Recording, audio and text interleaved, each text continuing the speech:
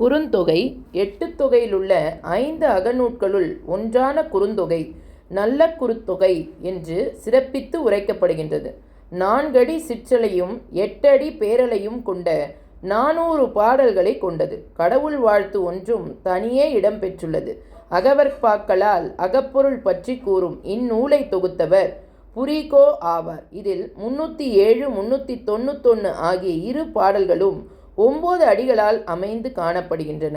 இதில் இடம்பெற்றுள்ள 400 பாடல்களை 205 பேர் பாடியுள்ளனர். இதில் 380 பாடல்களுக்கு பேராசிரியரும் எஞ்சிய 20 பாடல்களுக்கு நச்சினார்க்கினியரும் உரை வகுத்துள்ளனர்.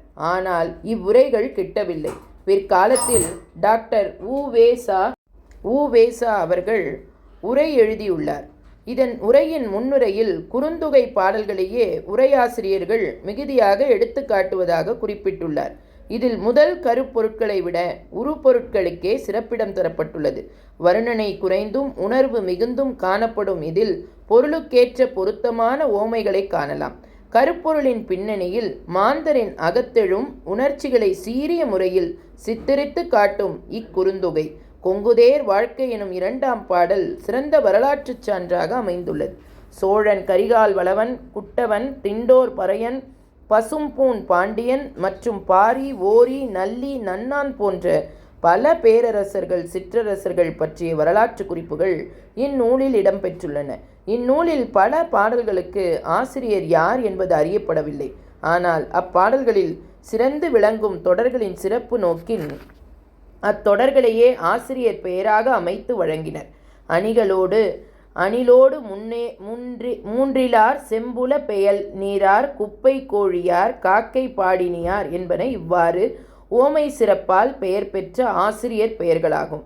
இங்கனம் ஓமை சிறப்பால் பெயர் பெற்றவர் 18 பேர் இந்நூலில் காணப்படுகின்றனர். உரையாசிரியர்கள் பலரால் மிகுதியாக மேற்கோள் காட்டப்பட்ட நூல் இதுவே. ஆதலின் குறுந்தொகையே முதலில் தொகுக்கப்பட்ட தொகை நூலாக கருதப்படுகிறது.